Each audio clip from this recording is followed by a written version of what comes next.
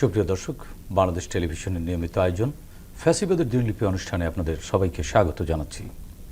আপনাদের সঙ্গে আছি আমি সাঈদ খান। আলোচনার জন্য আমার সঙ্গে আছেন দুজন অতিথি। আমার ডান দিকে আছেন এবিএম মোশাররফ হোসেন, তিনি বাংলাদেশ জাতীয়তাবাদী দল বিএনপির প্রশিক্ষণ বিষয়ক সম্পাদক। আমার বাম দিকে আছেন সিনিয়র সাংবাদিক, দৈনিক কালের কণ্ঠের বিশেষ সংবাদদাতা ওবায়দুল্লাহ বাদল। দর্শক, দুজন অতিথির মুখ থেকে ফ্যাসিবাদ নিয়ে শুনব। শাসকরা যখন জনগণের মৌলিক অধিকার কেড়ে নেয় তখনই ঘটে গণবিপ্লব। 69, 90 এবং 24-এর অভ্যুত্থান তাই বলে। জার্মানির হিটলার, ইতালির মুসোলিনি, জাপানের হিদেকি তোজো, স্পেনের ফ্রান্সিসকো ফ্রাঙ্কো এবং বাংলাদেশের মুজিব ও হাসিনা তার প্রকৃষ্ট উদাহরণ। মানবজাতির ক্যালেন্ডারের পাতাকে রক্তাক্ত করা দেশ বিদেশের এই শাসকরা জেনে গেছে অত্যাচারের ফলাফল কি হয়। গবেষণামূলক এই অনুষ্ঠানের মাধ্যমে গত সরকারের স্বৈরাচারী ও ফ্যাসিবাদী নীতির ধরনকে আমরা চিহ্নিত করবার চেষ্টা করছি, খুঁজে বের করবার চেষ্টা করছি নাগরিক অধিকার নিশ্চিতের পথ, যাতে ভবিষ্যতে আর কোনো শাসক নাগরিক স্বাধীনতাকে লঙ্ঘনের সাহস না পায়। দর্শক, আজ 20 এপ্রিল 2025। গত 16 বছরের শুধুমাত্র এই দিনটিতে কি কি ঘটেছিল, অতিথিদের সঙ্গে আলোচনার আগে বিভিন্ন গণমাধ্যম থেকে সংগৃহীত কিছু সংবাদের শিরোনাম দেখে আসি। 2010 ফোনে আড়ি পাতা নিয়ন্ত্রণ করবে স্বরাষ্ট্র মন্ত্রণালয়। 2011 বিধি ভেঙে শেয়ার ব্যবসায়ী সরকারি কর্মকর্তারা।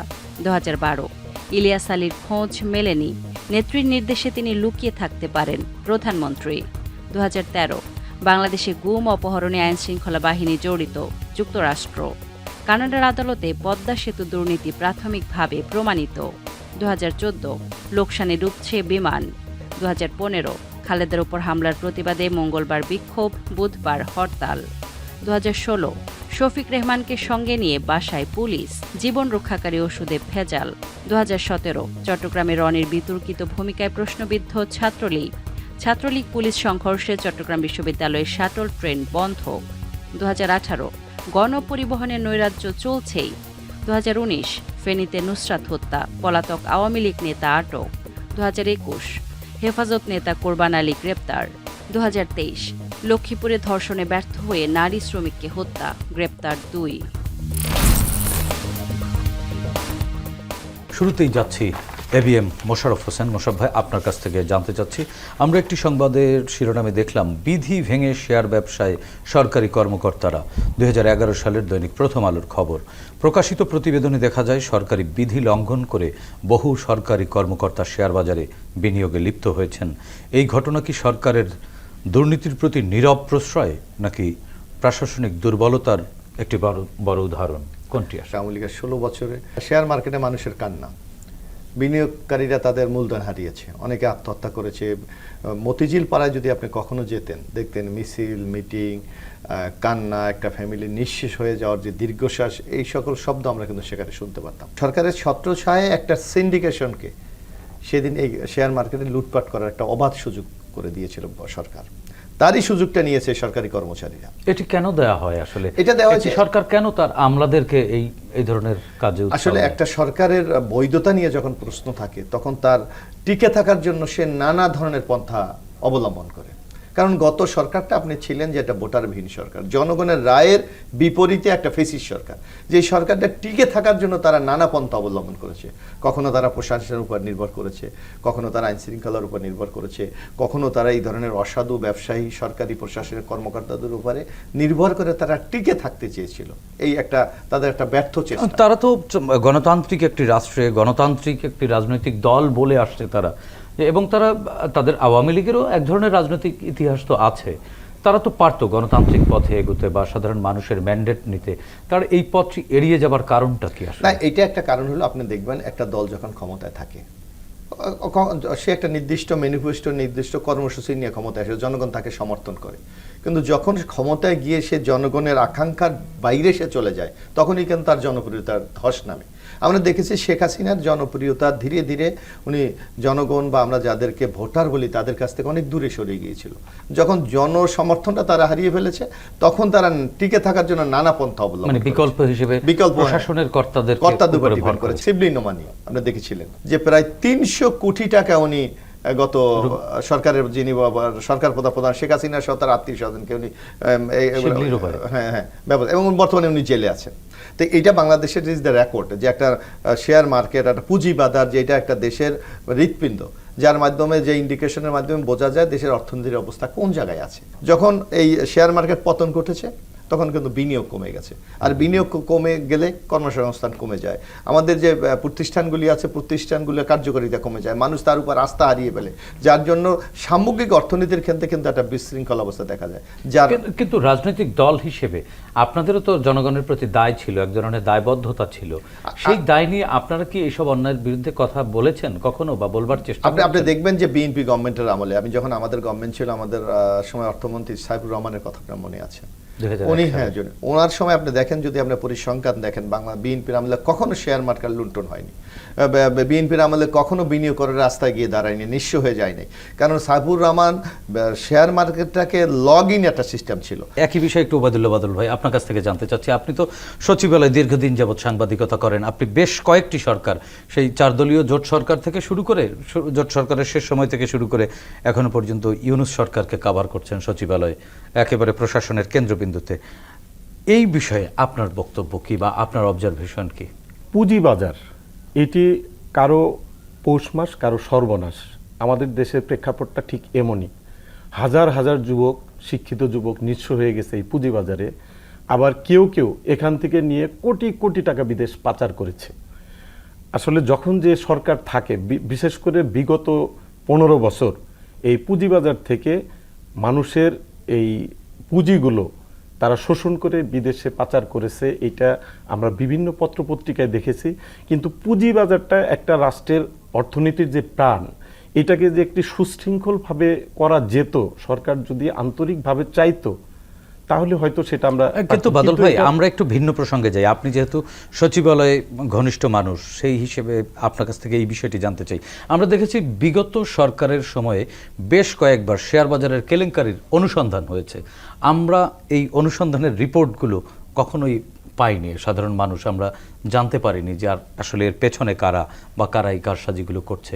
আসলে এই রিপোর্টগুলো কি আদৌ দেয়া হতো, না এই তদন্ত কমিটি শুধুমাত্র আরেক ধরনের মানে দুর্নীতি করবার জন্য করা হতো? কোনটি আসলে? আপনি খুব মজার একটি প্রসঙ্গ নিয়ে আসছেন, সেটি হচ্ছে যে আমি এক কথায় বলতে চাই যে যখন অর্থমন্ত্রী আবুল মাল আব্দুল মুহিত সাহেব ছিলেন, তখন এই পুঁজিবাজারের যে কেলেঙ্কারির একটি তদন্ত কমিটি গঠন করা হয়েছিল, এবং এই কমিটির তদন্ত প্রতিবেদনের জন্য আমরা যারা সচিবালয়ে কাজ করি তাকে আমরা জিজ্ঞেস করেছিলাম, স্যার তদন্ত প্রতিবেদনটা কবে নাগাদ আপনি প্রকাশ করবেন এবং রাঘব বোয়াল কারা এটার সাথে জড়িত? উনি কিন্তু বলেছিলেন প্রতিবেদন চলছে কিন্তু এদের নাম বলা যাবে না। মানে অর্থমন্ত্রী নিজেই বলতেছেন এর এতই প্রভাবশালী, এতই সরকার ঘনিষ্ঠ যে তাদের নাম বলা যাবে না। মানে এটা কি অর্থমন্ত্রীর চেয়ে উপরের লেভেলের কেউ? যে কারণে ওই সময় কিন্তু পত্রপত্রিকায় এইটা নিয়ে বেশ তারপরেও তো আপনারা বিভিন্ন সোর্সের মাধ্যমে নামগুলো কিছু কিছু বের করেই ফেলেন নানানভাবে, সেখান থেকে কিছু নাম তো, কিছু ঘটনা তো বেরিয়েছে। ওইখানে আসলে কাদের নাম মোটা দাগে বেরিয়েছে? ওই সময় তো মোটা দাগে আমরা শুনেছি তৎকালীন প্রধানমন্ত্রীর উপদেষ্টা সালমান এফ রহমান সাহেবের নাম চলে আসছে, ওই জায়গায় একজন সাবেক অর্থমন্ত্রী লোটাস কামাল সাহেবের নাম চলে আসছে।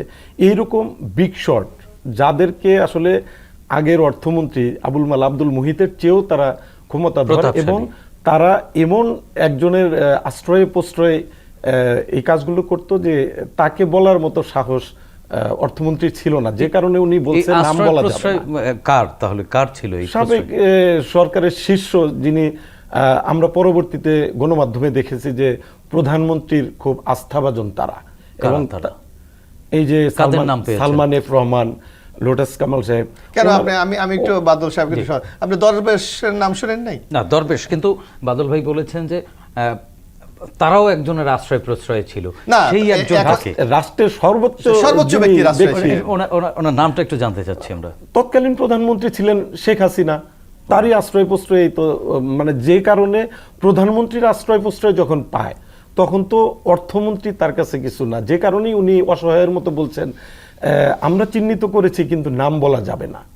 কিন্তু শেখ হাসিনাকে তো আমরা দেখেছি যে বহুবার যে দুর্নীতিতে জিরো টলারেন্স এবং এইসব শেয়ার বাজার থেকে শুরু করে প্রশাসনের নানান পর্যায়ে দুর্নীতি হলে সহ্য করা যাবে না।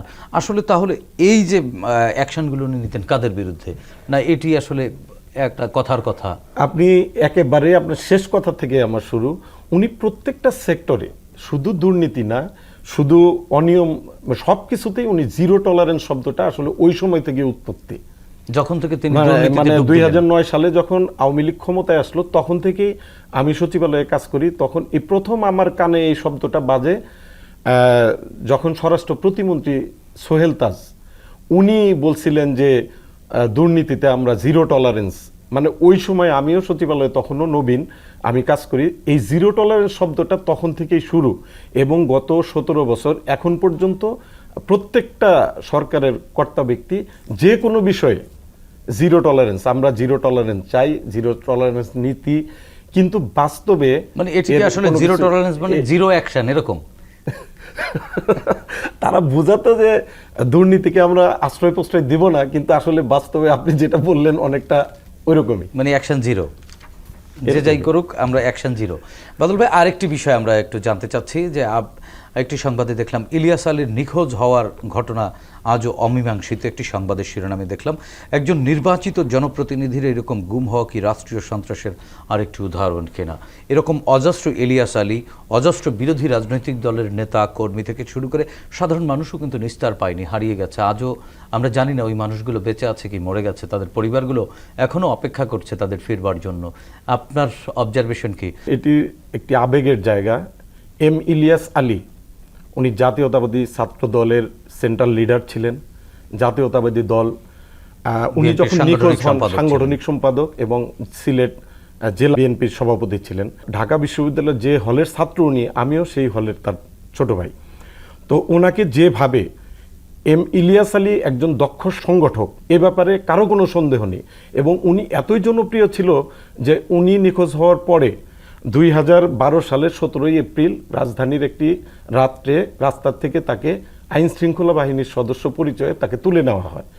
এরপরে সারা দেশ ক্ষেপে ওঠে এবং সিলেটে 6 দিন এবং সারা দেশে 5 দিন স্বতঃস্ফূর্ত হরতাল পালিত হয়।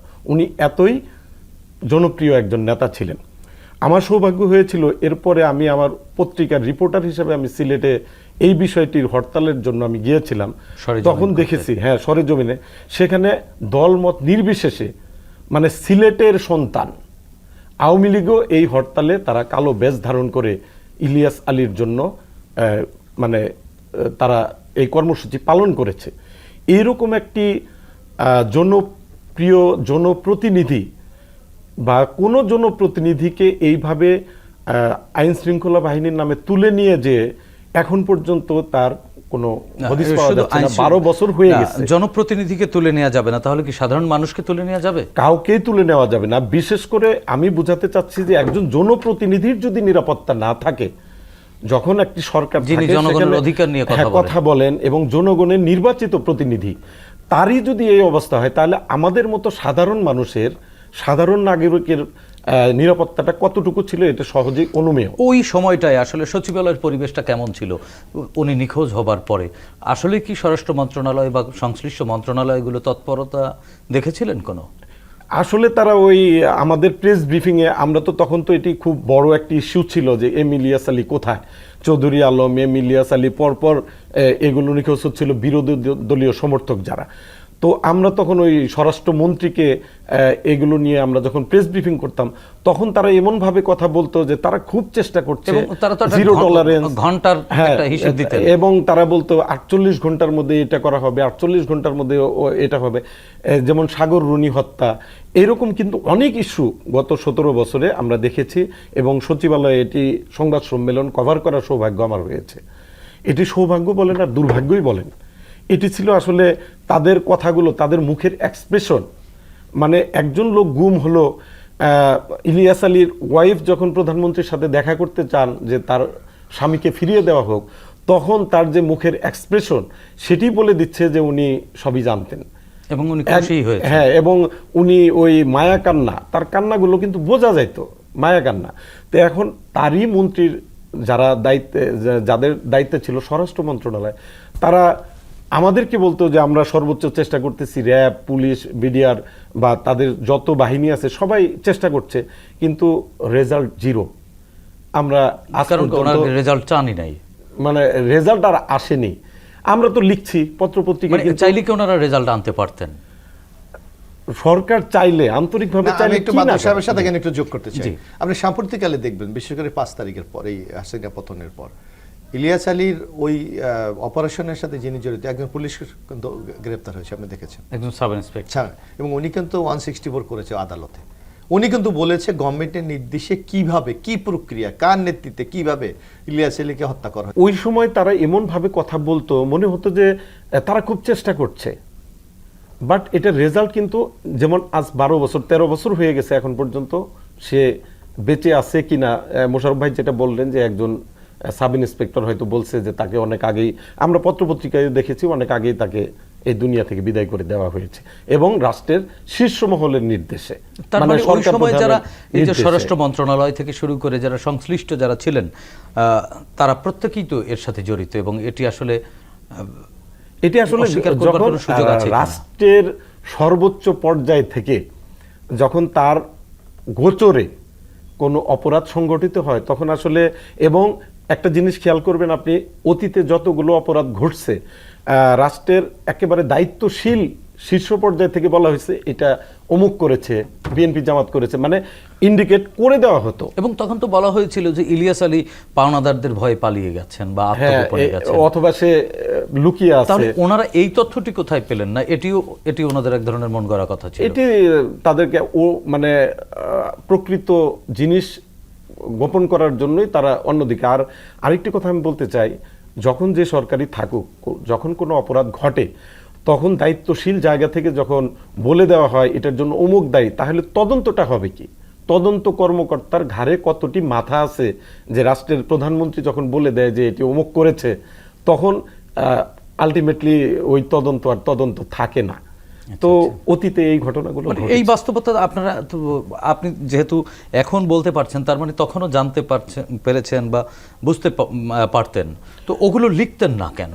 না, আসলে আমাদের যে পত্রপত্রিকা, আপনি সাইদ খান, আপনি নিজেও আমাদের গণমাধ্যমের একজন বিশেষ ব্যক্তি, আপনি নিশ্চয় জানেন যে আমরা চাইলেই অনেক কিছু লিখতাম, হয়তো সেটি আমার যে প্রতিষ্ঠান, সেই প্রতিষ্ঠানের নীতির সাথে সাংঘর্ষিক যাইতো না, অথবা নীতিটা কি, নীতির সাথে সাংঘর্ষিক কেন? সাংঘর্ষিক যে এটা প্রমাণ ছাড়া, সত্য কখনো ঘটনার সাথে সাংঘর্ষিক হয় না, কিন্তু অনেক সময় প্রমাণ চায়। যেমন ধরেন ঘুষ লেনদেন, এটির কিন্তু আমরা বুঝি যে এই জায়গায় সামথিং রং, বাট আমি তো ঘুষ দেওয়ার সময় উপস্থিত ছিলাম না, এটা প্রমাণও করতে পারবো না, কিন্তু পত্রিকাগুলো চায় যে তুমি যে ঘুষের কথা লিখবা সেই ক্ষেত্রে তা প্রমাণ দিতে হবে।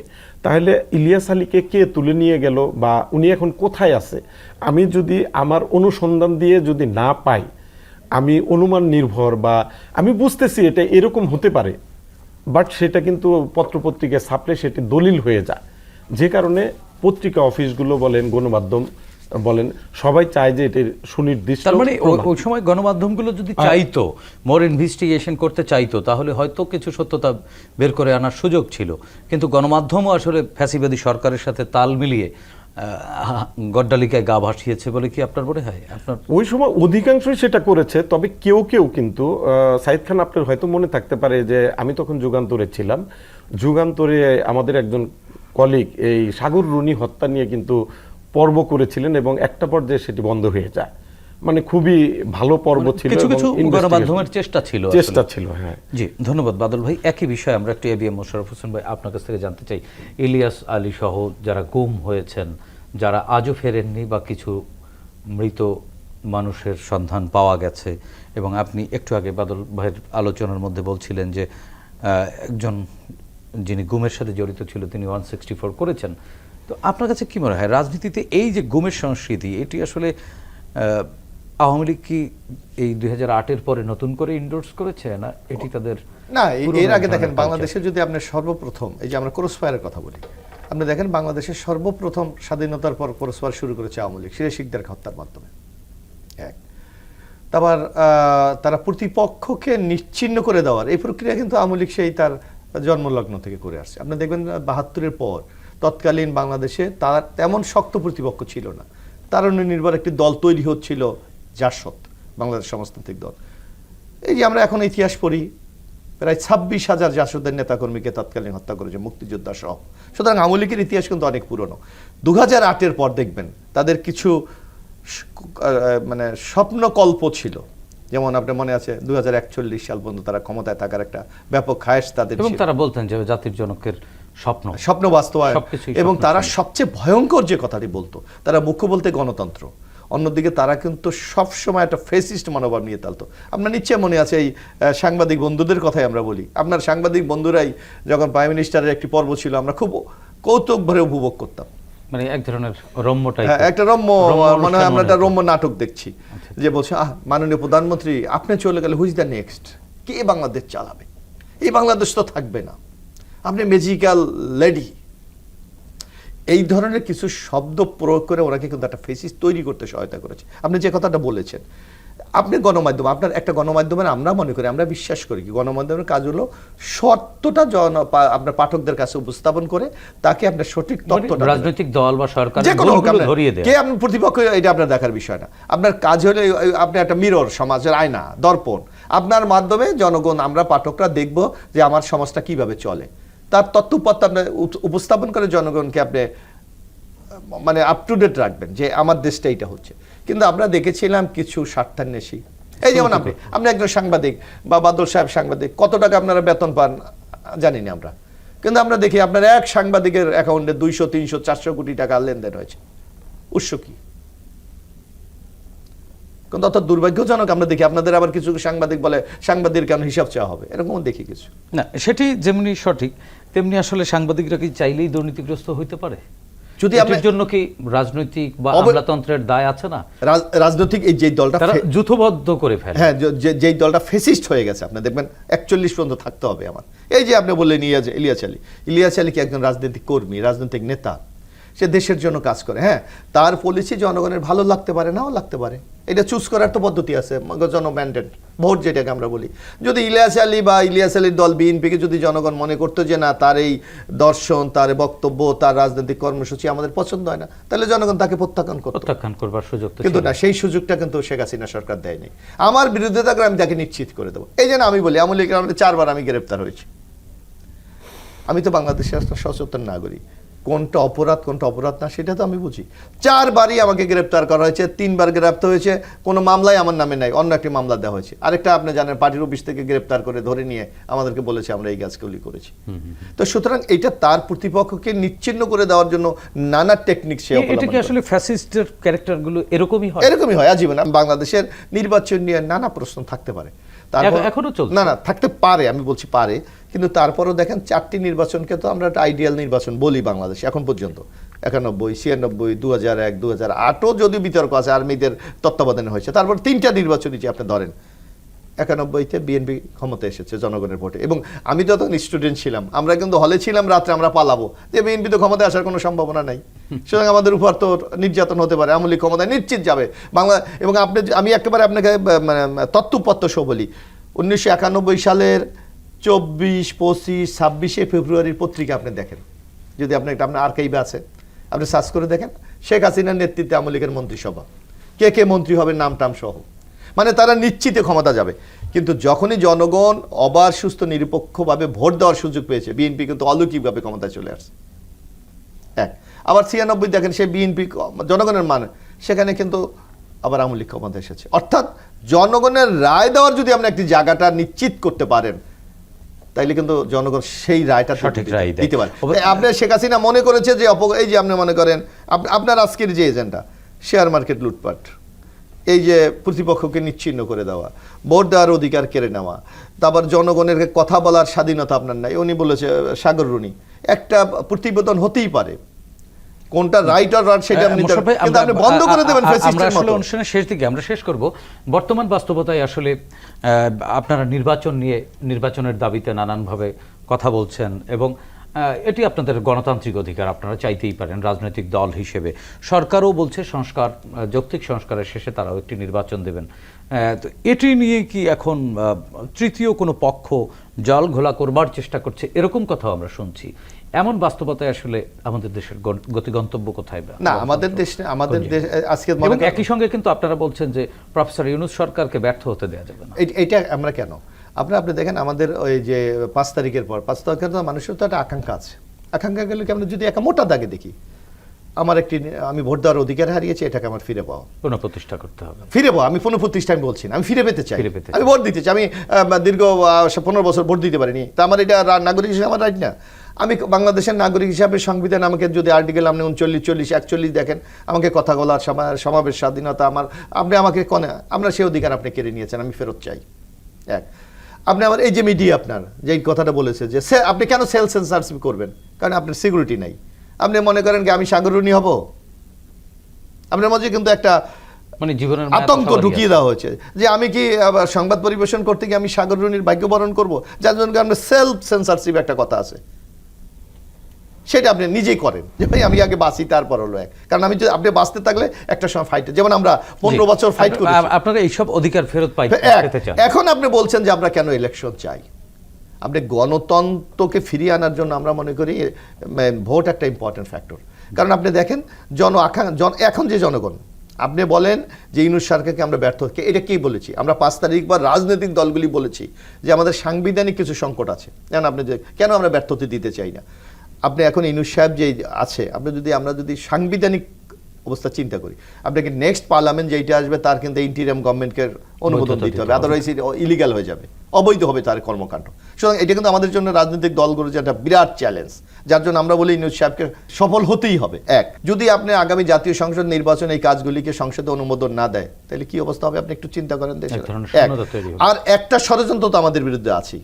আজকে দেখেন শেখ হাসিনা পালিয়ে গেছে, কত লোক পালিয়ে গেছে বাংলাদেশ, তারা তো দীর্ঘ 15 বছর বিভিন্ন ধরনের স্বার্থান্বেষী মহল তৈরি করেছে, অর্থনৈতিকভাবে, প্রশাসনিকভাবে, যে নানা ক্ষেত্রে।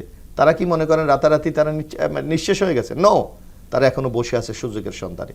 এই যে আপনি দেখেন, আমরা দেখেছিলাম ওই যে গাজীপুরে বৈষম্য বিরোধী একজনকে মেরে ফেলেছে না, তারা কোথার লোক? তারা তো বাইরের লোক না। এখনো শেখ হাসিনা প্রতিনিয়ত, আপনি দেখেন তার ভিডিও, তার মানে আসলে আমি বিচার করব, এই সকল আমরা শেষ করব। যার জন্য আমরা মনে করি একটা গণতান্ত্রিক ভাবে যদি যে সরকারটা আগামী দিনে নির্বাচিত হবে এবং এটা দ্রুত, কারণ আমাদের দেশে বেশ কিছু চ্যালেঞ্জ আছে, অর্থনৈতিক চ্যালেঞ্জ, আইন শৃঙ্খলা চ্যালেঞ্জ, মধ্যে যদি অসন্তোষ কোনো তৈরি না হয়, কারণ জনগণ কিন্তু এই সরকারকে সুযোগ দিচ্ছে, এর অর্থ এই না আপনাকে অনন্তকাল এই সুযোগ দিয়ে যাবে। যার জন্য আমরা চাচ্ছি জনগণের সন্তুষ্টি বজায় রেখেই দেশটা গণতন্ত্রের পথে এগিয়ে যাওয়া। ধন্যবাদ। শেষ করবো ওবায়দুল বাদল ভাই, একই বিষয়ে আপনার কাছ থেকে জানতে চাই যে মোশাররফ ভাইরা গণতন্ত্র এবং মানুষের অধিকার ফিরিয়ে আনবার জন্য দ্রুত সময়ের মধ্যে বা যৌক্তিক সময়ের মধ্যে একটি নির্বাচন চাচ্ছেন। আপনি একজন সংবাদকর্মী হিসেবে আপনি কি মনে করেন যে এই বাস্তবতায় আসলে নির্বাচন দেওয়া সম্ভব কিনা? সংবাদকর্মী হিসেবে আমি মনে করি যে এটি বেশি দেরি হওয়া উচিত না, তবে যে সংস্কারগুলো খুবই জরুরি সেগুলো দ্রুততম সময়ের মধ্যে করে দ্রুত নির্বাচনের মাধ্যমে নির্বাচিত জনপ্রতিনিধির কাছে ক্ষমতা হস্তান্তর করা উচিত। ধন্যবাদ ওবায়দুল বাদল, ধন্যবাদ এবিএম মোশাররফ হোসেন। দর্শক, 24-এর গণ অভ্যুত্থান পৃথিবীর ইতিহাসে নতুন পরিচয়ে পরিচিত করেছে বাংলাদেশকে। জনগণ শাসকের শোষণ নয়, চায় স্বচ্ছতা ও জবাবদিহিতামূলক রাষ্ট্র ব্যবস্থা, যার মাধ্যমে রাষ্ট্রে তাদের অধিকার নিশ্চিত হবে, প্রজা থেকে হয়ে উঠবে নাগরিক। আসুন নতুন এই বাংলাদেশকে আমরা নাগরিক বান্ধব হিসেবে গড়ে তুলি, সাধ্যমতো ভূমিকা রাখি দেশ ও জাতি গঠনে। দর্শক, দেখা হবে আগামী পর্বে নতুন অতিথির সঙ্গে। ততক্ষণ পর্যন্ত ভালো থাকুন, সুস্থ থাকুন, বাংলাদেশ টেলিভিশনের সঙ্গেই থাকুন। খোদা হাফেজ।